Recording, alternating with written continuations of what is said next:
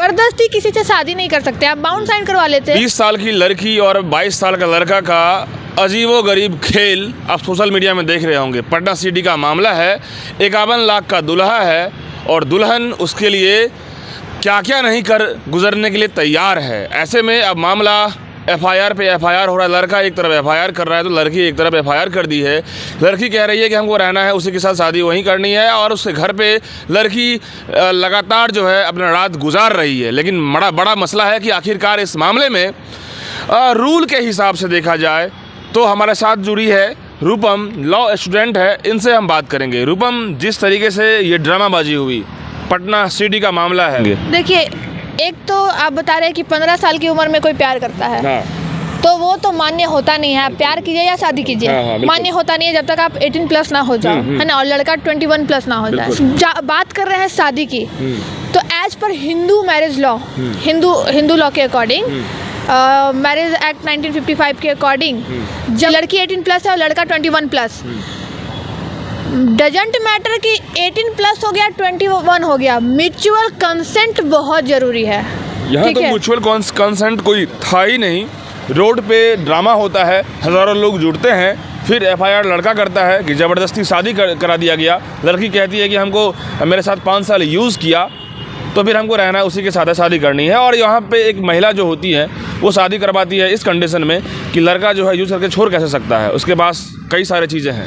किसके पास? लड़के के पास, लड़की के पास। हाँ। देखिए, ठीक है, कई सारी चीज़ें हैं तो आपको पहले सोचना चाहिए था, लेकिन आप ज़बरदस्ती किसी से शादी नहीं कर सकते। आप बाउंड साइन करवा लेते, क्योंकि ये शादी सच में मान्य नहीं होगी, क्योंकि आप 15 साल की उम्र में रिलेशनशिप में थी, जबकि उसमें आपका कोई भी कंसेंट वैलिड नहीं माना जाता है, कोई भी आपका डिसीजन वैलिड नहीं माना जाता।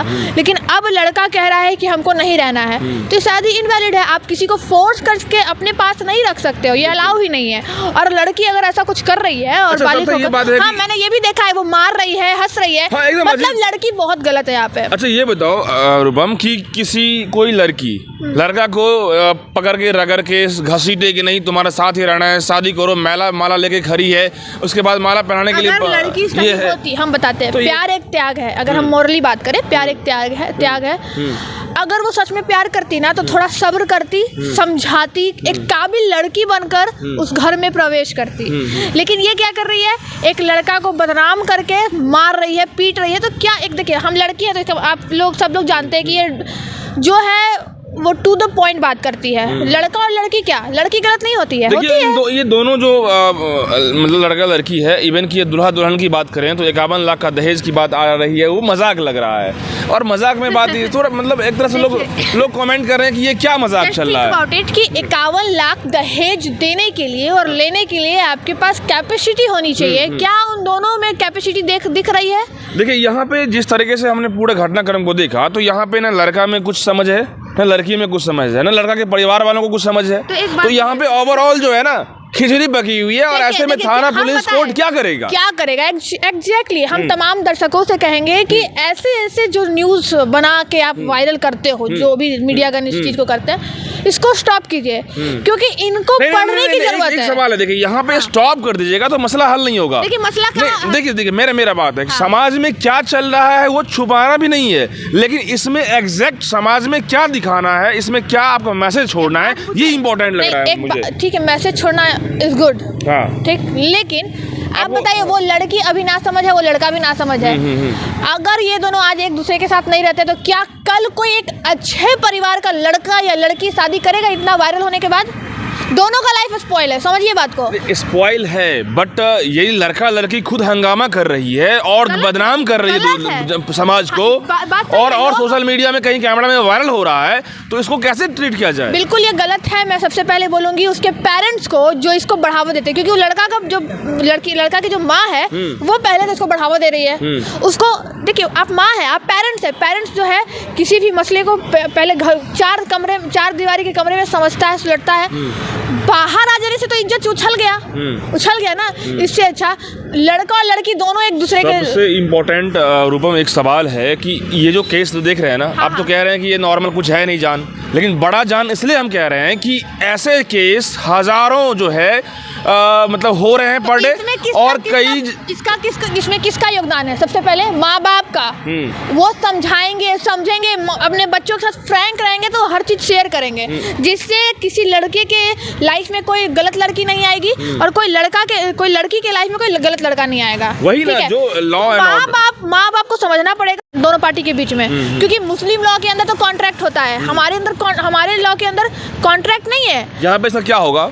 किसमें? यही दोनों लड़का लड़की का। इस केस में अगर एज पर लॉ देखा जाए तो शादी इनवैलिड होगी, क्योंकि लड़का रेडी नहीं है और जबरदस्ती शादी की जा रही है, तो इनवैलिड है। कहीं कोर्ट में मामला जाएगा क्या? जाना चाहिए, क्योंकि इतना हंगामा हो गया। अगर कल को लड़का सुसाइड कर ले, लड़के की माँ सुसाइड कर ले, क्योंकि लड़की जो हंस रही है, लड़की गलत करे, लड़की हंस रही है, लड़का उस तरीके से कि हमको जबरदस्ती शादी करा दिया गया, तो ये सारी चीज़ें गलत है। जैसे मीडिया बंधु को भी कहेंगे, सारे तमाम जो भी यूट्यूबर हैं, आप लोग एक वेल एजुकेटेड पर्सन हो, आप जाके ऐसे केसेस जब आपके पास आते हैं ना, तो पहले आप बंद कमरा में समझाओ, क्योंकि कुछ मीडिया टीआरपी के लिए काम करेंगे। लास्टली जो लॉ कहता है, लास्टली इसमें क्या देना चाहिए इन लोगों को? इनवैलिड है ये, इनवैलिड है। तो ये जो अभी जो ये ड्रामाबाजी चल रही है, खत्म कैसे करें ये लोग?